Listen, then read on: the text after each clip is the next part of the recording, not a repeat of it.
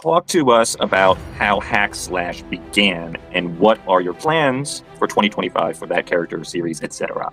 The way it began was I was working at Devil's Due drawing G.I. Joe. I was 25, 26 at the time, which was sort of my first big comic gig. I drew that book for like 2.5 years or so. And it was great. And it was like, what a job to start out on.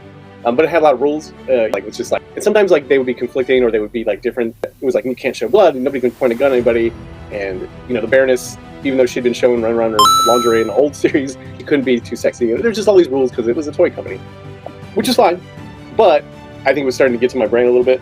And decided I was going to do something that was like all the things I couldn't do.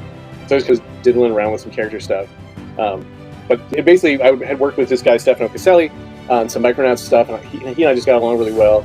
And so I kind of came with this loose idea for Hack Slash and emailed him and said, hey, you want to do a horror series together? And he said, bro, I'm Italian. And then, so he just made this book.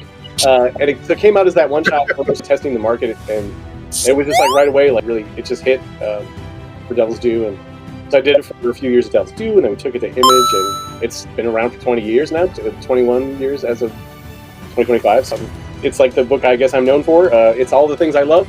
It's the horror and slashers and girls in miniskirts and big hulking dudes and stuff. It's just all the things I wanted to draw and write. Yeah, I can't believe we've been doing it this long, which is crazy. But I guess our plans for 2025, we did a crossover with one of me and Stefano's personal favorite comics of all time, which is Body Bags by Jason Pearson. And Jason passed away a few years ago, and the estate was looking to do something with the characters, and so we came up with a crossover. I brought Stefano back. It's his favorite character, so he wanted to draw it. Just teamed up with Steve Kurth, and so we've got 2 issues of that. Third one comes out in a couple weeks, and then so we'll finish that up in 2025. And then after that, I got to think of something. I actually don't have a really firm plan of what we're going to do next.